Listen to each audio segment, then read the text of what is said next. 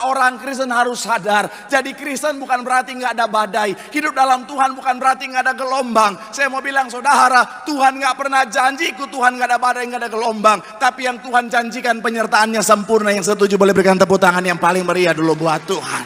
Haleluya. Jadi saudara dan saya yang ngalamin gelombang, yang ngalamin badai dalam kehidupan setiap kita, jangan berpikir bahwa Tuhan gak ada. Tuhan sepertinya meninggalkan aku. Tuhan sepertinya tidak ada bersama-sama dengan aku. Saya mau bilang saudara, Tuhan tetap setia. Karena janji Tuhan, aku sekali-kali tidak akan pernah meninggalkan engkau.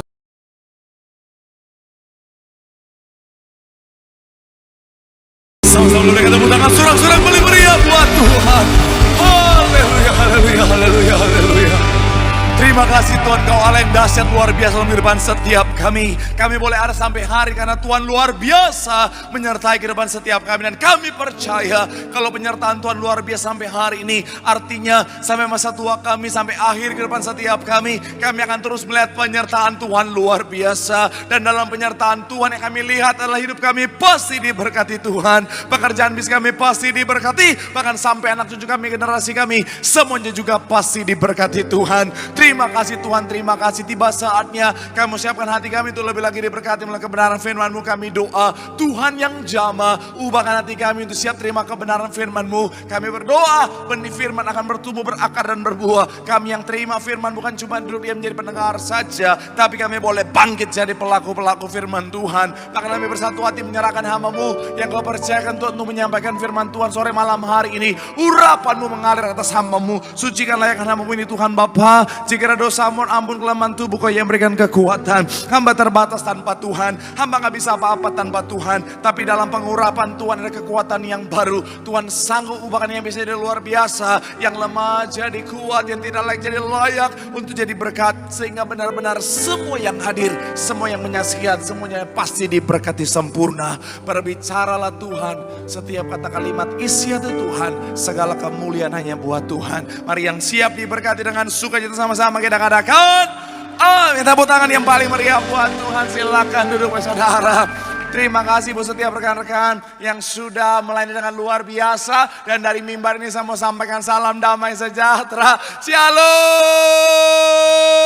Sekali lagi shalom. Haleluya. Dalam Tuhan ada sukacita. Dan di mana ada sukacita pasti ada senyuman di wajahnya. Boleh sama-sama berikan senyuman dulu. Jumpai kanan kiri depan belakangmu. Katakan mari bersukacita dalam Tuhan. Yuk minimal 2-3 orang kiri kanan depan belakangmu. Yang jomblo 15 orang. Ayo. Iya dong. Masa jomblo terus setiap hari. Haleluya. Haleluya. Saya senang bisa jumpa saudara. Lihat semangatnya luar biasa. Haleluya. Tetapi itu ya sekali lagi saudara ya, kalau hidup kita seperti yang saya bilang minggu lalu ya, kalau hidup kita tujuannya bukan untuk mencari kemuliaan pribadi, tetapi untuk mencari kemuliaan Tuhan. Saya mau bilang saudara, kemuliaan Tuhan akan membuat hidup kita luar biasa. Tepuk tangan yang paling meriah dulu buat Tuhan. Haleluya, haleluya, haleluya. Makanya sekali lagi saya mau bilang saudara, pastikan hidupmu untuk kemuliaan nama Tuhan. Dan saya melihat saudara orang-orang yang luar biasa karena tetap semangat setia cari Tuhan. Saya mau bilang saudara, orang yang semangat setia cari Tuhan, janji Tuhan hidupnya anak cucunya pasti diberkati Tuhan. Boleh berikan sekali lagi tepuk tangan yang paling meriah dulu buat Tuhan. Sama-sama bilang sama saya, aku pasti diberkati Tuhan. Anak cucuku pasti diberkati Tuhan. Bilang kanan kirimu, kamu juga pasti diberkati Tuhan. Bilang sama yang ngomong semangat. Tepuk tangan sekali lagi yang paling meriah buat Tuhan. Haleluya. Yuk langsung saja bawa Alkitab. Kita mau angkat Alkitab kita. Alkitab juga boleh, Alkifon juga boleh. Yang gak bawa Alkitab angkat tangan juga boleh. Sama-sama dengan iman percaya. Sama-sama kita katakan dalam nama Tuhan Yesus. Aku percaya Alkitab ini adalah firman Tuhan. Setiap kata kalimatnya sanggup memberkati aku. Dan hari ini aku pasti diubahkan, aku pasti dipulihkan dalam nama Tuhan Yesus. Sama-sama kita katakan amin. Kita buka Lukas 8 ayat 22 sampai ayat yang ke-25. Jadi kalau saudara hadir beberapa minggu yang lalu sampai minggu yang kemarin, kita bahas satu tema besar adalah bicara tentang mistake atau kesalahan. Hari ini kita akan sedikit variasi saudara sesuai apa yang Tuhan taruh di hati saya, adalah bicara tentang ketenangan. Sama-sama bilang sama saya ketenangan. Amin. Dan ini memang satu hal yang sangat-sangat relate dengan hari-hari saudara. Karena ternyata ada banyak orang hidup dalam ketidaktenangan. Yuk Lukas pasal yang ke-8 ayat 22 sampai 25. Saya baca 22, saudara 23. Kita gantian ayat yang ke-25. Kita akan baca sama-sama saudara. Yuk yang sudah di sana boleh bilang haleluya. Ayat 22 demikian firman Tuhan. Pada suatu hari Yesus naik ke dalam perahu bersama-sama dengan murid-muridnya. Dan ia berkata kepada mereka, marilah kita bertolak ke seberang danau. Lalu bertolaklah mereka. Ayat 23 silakan.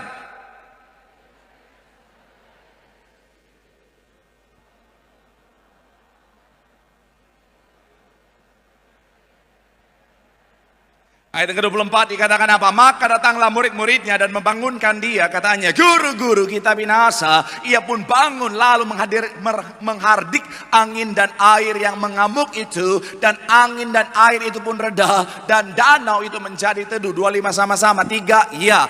Lalu katanya kepada mereka, di manakah kepercayaanmu? Maka takutlah mereka dan heran. Lalu mereka berkata seorang kepada yang lain, siapa gerangan orang ini sehingga ia apa?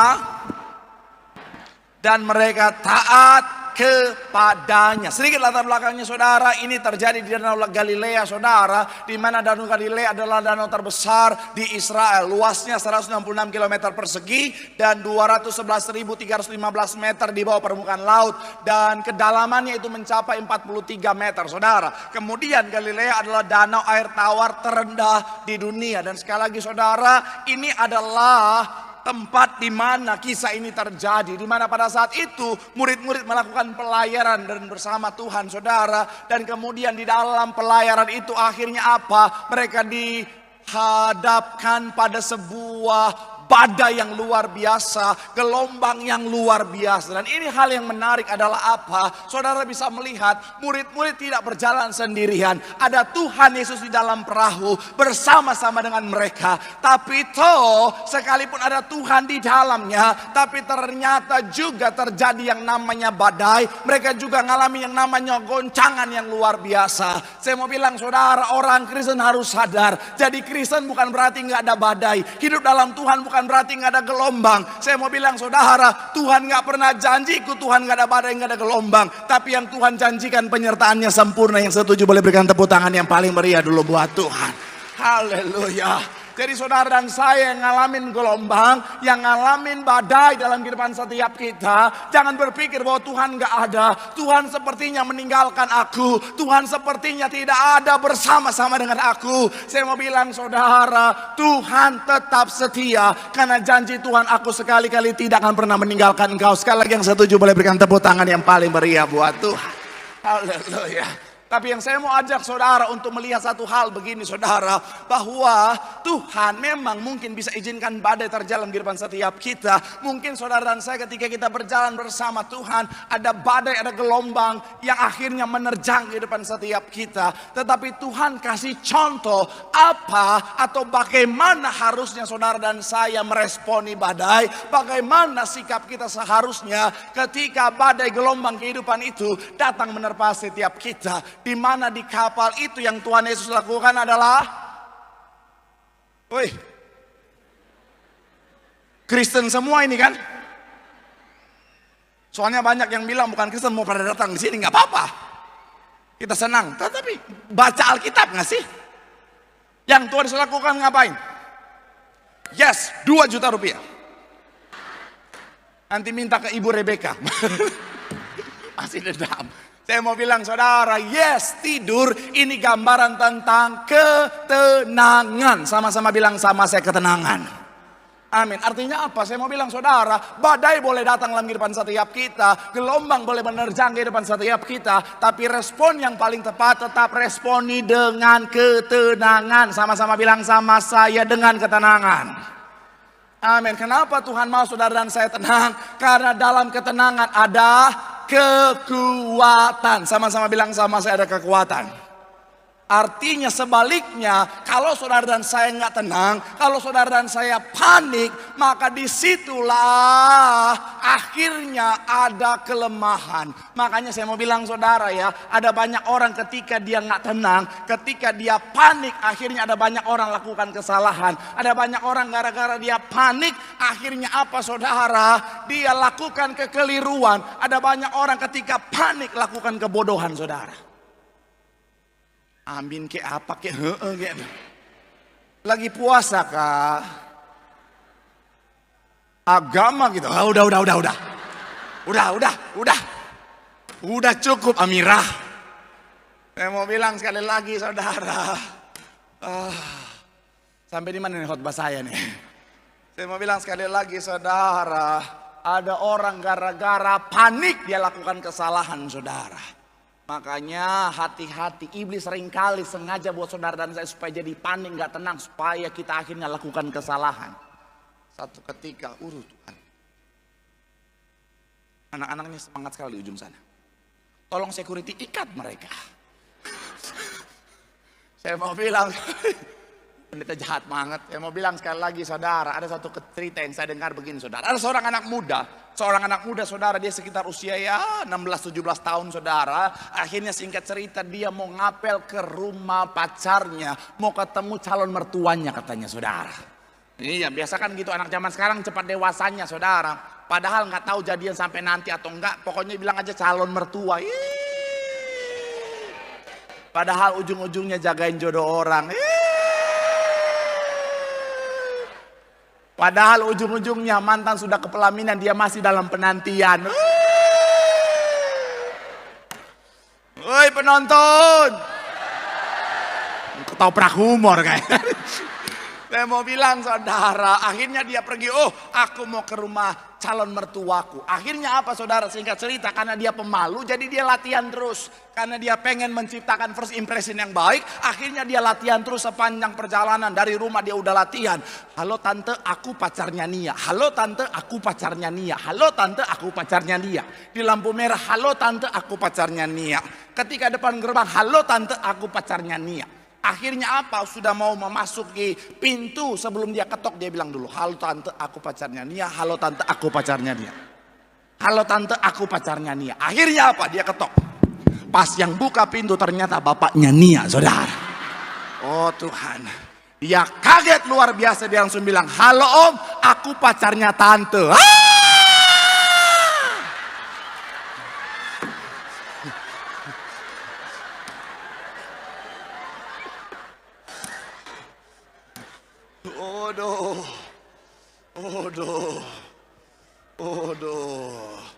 Konon katanya seketika itu juga dia berubah jadi lapet saudara. Haleluya. Saya mau bilang saudara, hati-hati jangan sampai saudara dan saya kehilangan ketenangan. Kenapa? Karena kalau saudara dan saya jadi tidak tenang, kita dapat sangat mudah dikalahkan. Akhirnya apa? Ada banyak orang lakukan kesalahan, kebodohan dan lain sebagainya. Saya mau bilang saudara, anak Tuhan harus tenang. Sama-sama bilang sama saya, tetap tenang. Amin. Tapi saya mau bilang saudara, sangat-sangat disayangkan kenyataannya saudara. Saya baca satu penelitian, satu survei yang dilakukan saudara di Amerika oleh PMC Medical Central. Dia bilang begini saudara, dia lakukan penelitian dari 2001 sampai 2020 saudara, ditemukan adalah apa? Ada 32 koresponden yang ternyata ngalamin serangan kecemasan saudara. Dan akhirnya apa? Terus ngalamin peningkatan saudara sampai 2020 saudara. Hampir setiap tahun kurang lebih yang namanya 6 sampai 7,1% saudara. Artinya apa? Saya mau bilang saudara, ada banyak orang hari-hari saudara ngalamin yang namanya serangan kecemasan. Artinya apa? Ketidaktenangan yang parah. Dan saya mau bilang ini sangat-sangat berbahaya. Kemarin salah satu mahasiswa saya saudara, dia katanya ngalamin sakit yang cukup parah. Akhirnya dia periksa segala bagian tubuhnya, nggak ada satupun penyakit. Akhirnya dia periksa lebih dalam lagi, ternyata penyakitnya bukan di fisik tetapi di pikiran, yaitu apa? Serangan kecemasan saudara. Makanya sekali lagi saya mau bilang saudara, hati-hati ketika saudara dan saya tidak tenang, akhirnya bisa lakukan kesalahan. Makanya doa saya hari ini saudara dan saya, apapun badai menerpa, kita tetap tenang di dalam Tuhan. Tepuk tangan yang paling meriah dulu buat Tuhan. Haleluya. So, makanya hari judul khotbah saya adalah bicara tentang tenang di dalam badai. Sama-sama bilang sama saya, tenang dalam badai. Amin. Mungkin saudara bilang sama saya, Pak Pendeta, apa yang harus aku lakukan supaya aku bisa tetap tenang dalam badai? Kita akan sama-sama bahas. Yang pertama adalah apa? Yaitu bicara tentang ketika kita punya dasar, yaitu semua yang terjadi ada dalam rancangan Tuhan. Sama-sama bilang sama saya, semua yang terjadi ada dalam rancangan Tuhan. Sama-sama bilang sama saya, semuanya ada dalam otoritasnya Tuhan. Amin. Coba kita buka Lukas 8 tadi ayat 22 saudara. Ayatnya yang ke-22. Haleluya, terpuji nama Tuhan. Yuk sama-sama kita baca. Yang sudah di sana boleh bilang haleluya. Tiga, iya. Pada suatu hari Yesus naik ke dalam perahu bersama-sama dengan murid-muridnya. Dan ia berkata kepada mereka apa? Marilah kita bertolak ke seberang danau. Lalu apa? Bertolaklah mereka. Kalau saudara baca ayat ini, saudara bisa menemukan, saudara bisa menganalisa, kira-kira siapakah yang menjadi inisiator terjadinya pelayaran ini? Hah? Kenapa kok lemah? Siapa yang menjadi inisiator terjadinya pelayaran ini? Yes, Tuhan Yesus. Dan pertanyaan saya kedua, menurut saudara Tuhan tahu nggak akan terjadi badai di sana? Memang belum pernah kulihat iman sebesar ini di antara orang Bekasi. Luar biasa. Nggak usah ketawa, semua cabang saya bilang begini saudara. Saya mau bilang saudara, yes. Bahkan saya mau bilang saudara, menurut saudara Tuhan yang mengizinkan tidak badai itu terjadi? Tuhan yang mengizinkan atau tidak?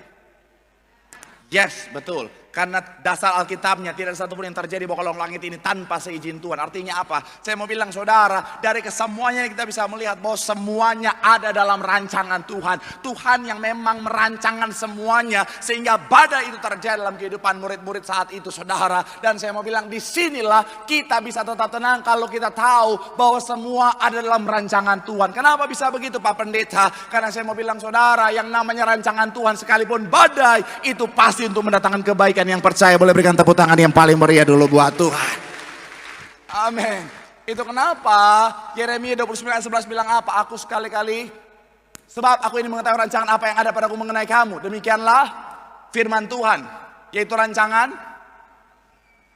dan bukan rancangan untuk memberikan kepadamu hari depan yang penuh dengan yes. Saya mau bilang saudara, artinya begini saudara, kalaupun badai, saya mau bilang saudara, kita bisa tetap tenang karena kita tahu Tuhan lagi mau pakai badai ini untuk mendatangkan kebaikan dalam kehidupan setiap kita.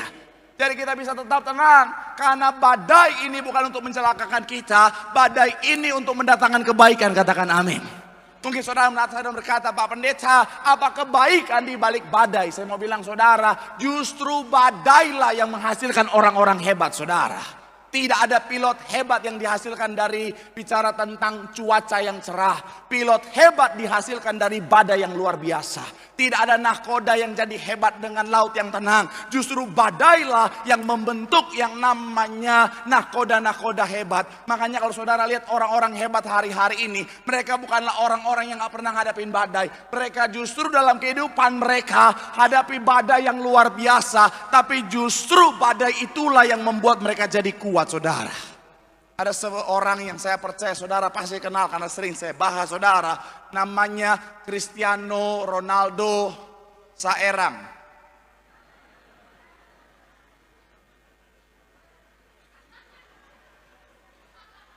Jadi kenapa nggak rela? Cristiano emang nggak mirip Cristiano Ronaldo Saerang?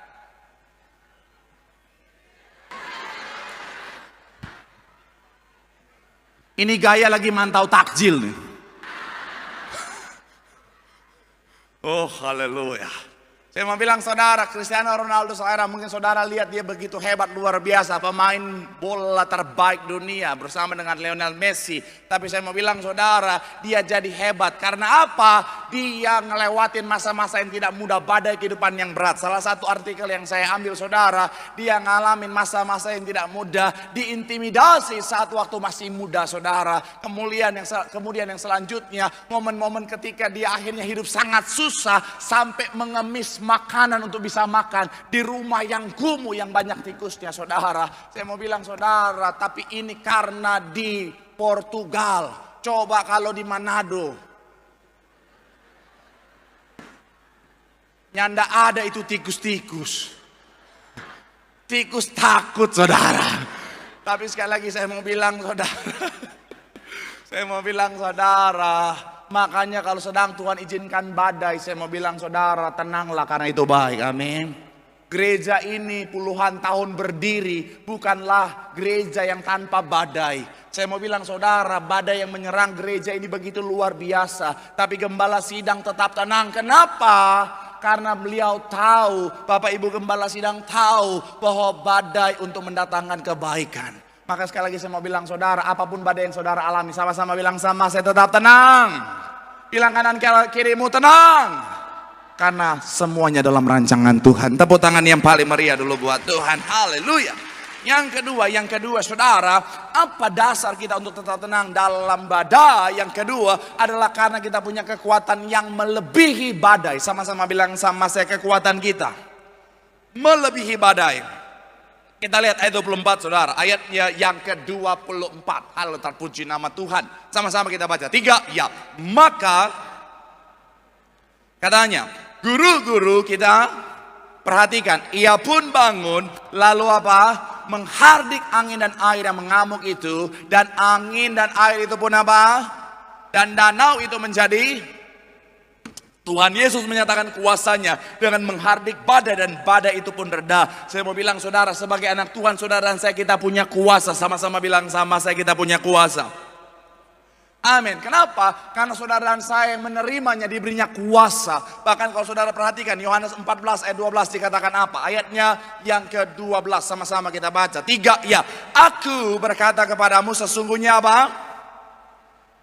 Iya kan apa? Sama-sama bilang sama saya, pekerjaan yang sama. Kalimat selanjutnya dikatakan apa? Bahkan pekerjaan-pekerjaan yang lebih besar daripada itu, sebab aku pergi kepada Bapa. Kata pekerjaan yang lebih besar bahasa aslinya megas, artinya apa? Kuasa yang besar. Ketika saudara dan saya hidup dalam Tuhan, percaya beriman sama Tuhan, menjadi anak Tuhan, maka ada kekuatan Tuhan yang luar biasa dalam kehidupan setiap kita. Akhirnya apa? Mau seperti apapun badai, kita tetap tenang karena kita tahu ada kuasa Tuhan yang besar. Katakan amin. Boleh berikan tepuk tangan dulu yang paling meriah buat Tuhan.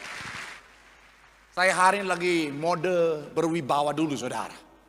Karena yang kemarin udah cukup hancur, jadi hari ini saya lagi mode berwibawa dulu.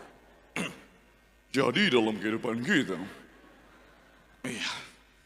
Saya mau bilang sekali lagi saudara, kalau kita tahu ada Tuhan yang besar dalam kita, mau seperti apapun badainya kita tetap tenang karena kuasanya Tuhan luar biasa.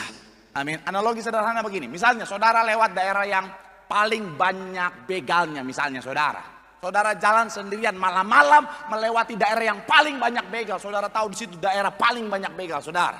Akhirnya saudara lagi jalan malam-malam, ada 2 begal yang mau coba rampok saudara.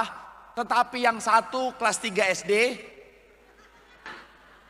yang satu masih taman kanak-kanak. Pertanyaan saya, saudara takut atau saudara tenang? Tenang dong. Ketika dia muncul, halo. Anak siapa kau, Anak siapa? Pulang. Dengerin lagu Cocomelon aja, pulang. Saya mau bilang saudara, kenapa kita nggak takut dan tetap tenang?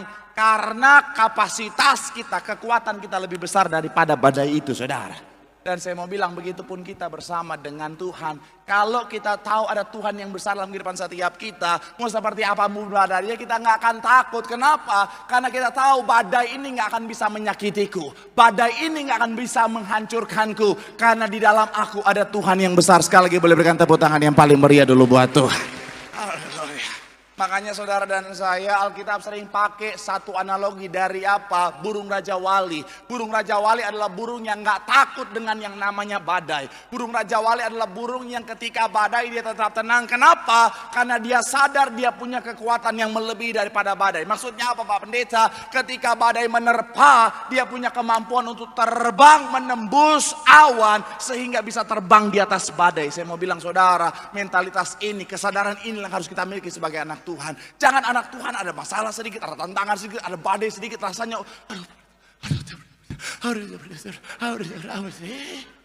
saya mau bilang saudara, kau bikin malu Tuhanmu yang hebat saudara.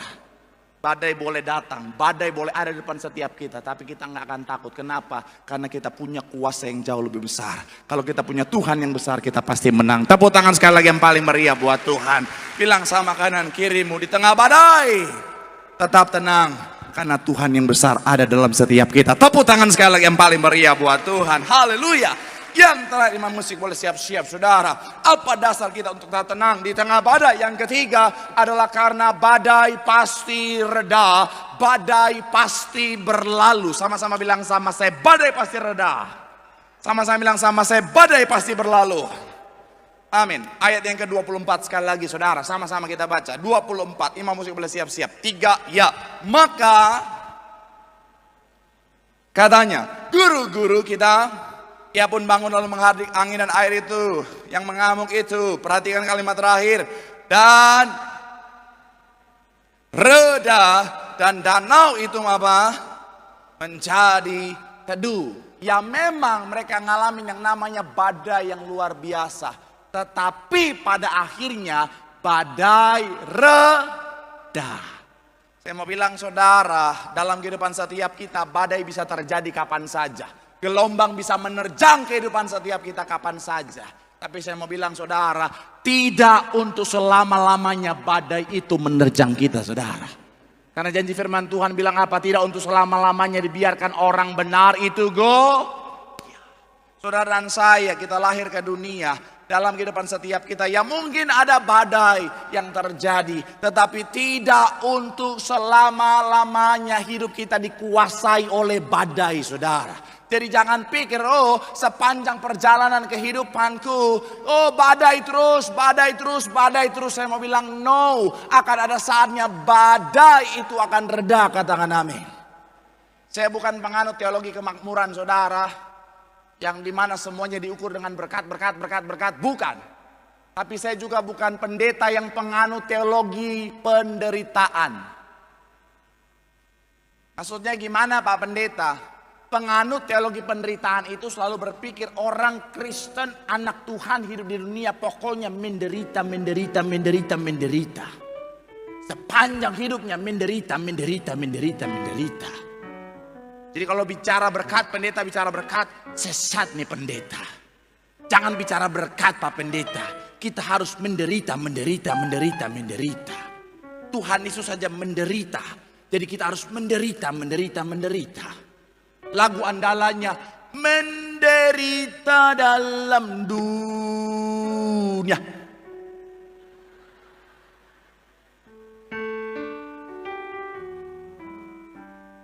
Nah itu. Pemain keyboard penganut teologi penderitaan. Tapi saya mau bilang saudara, ada loh orang penganut teologi penderitaan. Saya pernah lagi khotbah di sebuah ibadah perkumpulan ibu-ibu jemaat saudara. Kemudian mereka undang ada beberapa ibu lain di kompleks mereka saudara. Akhirnya selesai doa berkat. Saya kan doa berkat, diberkatilah berkelimpahan dalam nama Yesus. Langsung ada ibu-ibu langsung deketin saya. Pak Pendeta, jangan bilang-bilang berkat berkelimpahan. Banyak yang jatuh gara-gara berkat. Itu dosa.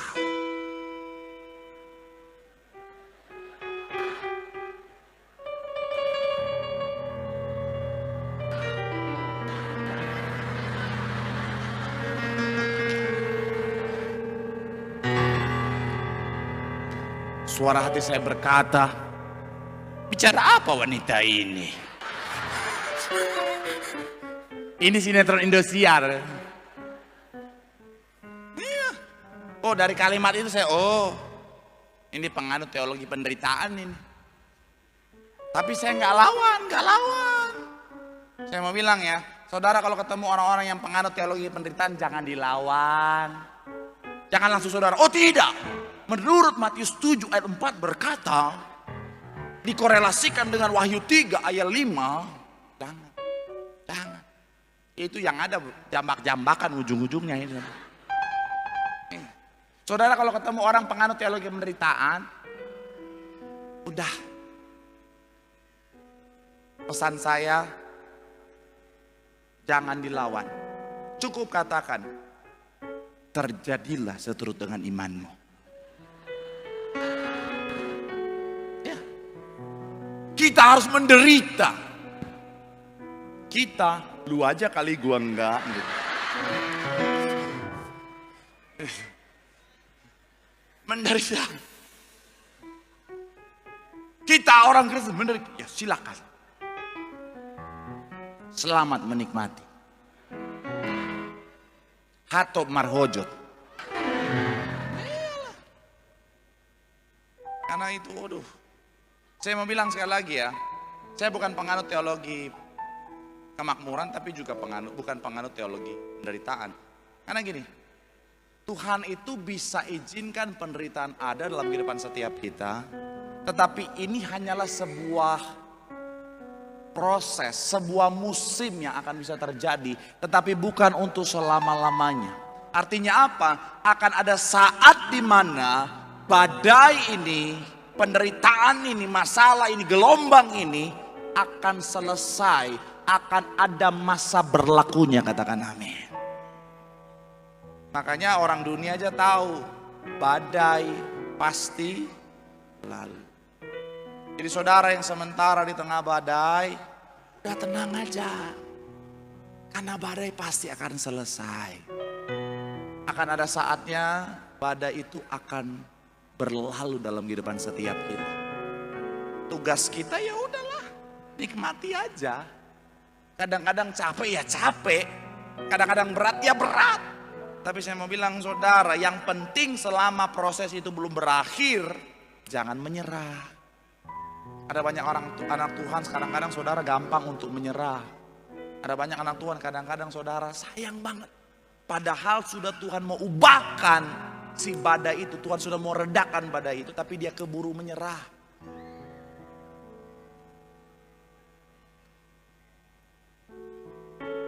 Nggak apa-apa, kalau anak-anak yang lari-lari saya nggak apa-apa. Yang penting jangan bapaknya lari-lari, itu saya takut tuh saudara. Tapi sekali lagi saya mau bilang saudara, iya kan? Ada banyak orang kadang-kadang keburu cepat menyerah saudara. Sekali lagi pesan saya, jangan menyerah. Tetap tenang karena badai pasti berlalu. Saya ngerti kadang-kadang capek. Saya ngerti kadang-kadang Tuhan kayaknya Tuhan berat banget sih Tuhan. Saya juga sebagai seorang hamba Tuhan kadang-kadang saudara dalam situasi yang tidak mudah. Tapi sekali lagi saya mau bilang saudara, saya nggak mau menyerah. Dalam kehidupan saya nggak mau untuk akhirnya putus asa. Karena saya tahu akan ada saatnya di mana badai ini akan reda. Ada satu quotes yang sangat memberkati saya, sederhana saudara tapi memberkati. Dia bilang begini saudara, bahwa jadilah kuat karena semua akan jadi lebih baik. Mungkin sekarang sementara ada badai, tetapi tidak akan selama-lamanya hujan. Akan ada saatnya apa? Badai itu reda. Jadi saya mau bilang saudara, capek ya capek. Penuh dengan air mata ya it's okay. Yang penting jangan nyerah. Karena ada saat di mana Tuhan akan mengubahkan air matamu jadi sorak-sorai, jadi kemenangan. Boleh berikan tepuk tangan sekali lagi yang paling meriah buat Tuhan. Bilang sama kanan kirimu, di tengah badai tetap tenang. Karena akan ada saat di mana pemulihan Tuhan dinyatakan. Sekali lagi tepuk tangan sorak-sorai yang paling meriah buat Tuhan. Yang diberkati boleh lambaikan tanganmu. Tepuk tangan sekali lagi yang paling meriah buat Tuhan. Haleluya, haleluya, haleluya. Sama-sama tundukkan hati kita di hadapan Tuhan. Mari sama-sama doa di hadapan Tuhan. Perjalanan kita bersama Tuhan, badai bisa datang kapan saja, tapi di tengah badai tetaplah tenang. Karena semuanya ada dalam rancangan Tuhan. Badai Tuhan izinkan untuk mendatangkan kebaikan dalam kehidupan setiap kita. Dan yang kedua, tetap tenang karena kita tahu mengerikan apapun badai, sebesar apapun badai, ada Tuhan yang jauh lebih besar dalam hidup kita. Dan yang terakhir, kita bisa tetap tenang karena kita tahu badai pasti berlalu. Akan ada saat di mana air mata Tuhan ubahkan jadi sorak-sorai. Gambaran berkat pemulihan mujizat dinyatakan. Sambil angkat tanganmu, taruh tangan kirimu di dada, katakan jangan menyerah. Jangan menyerah.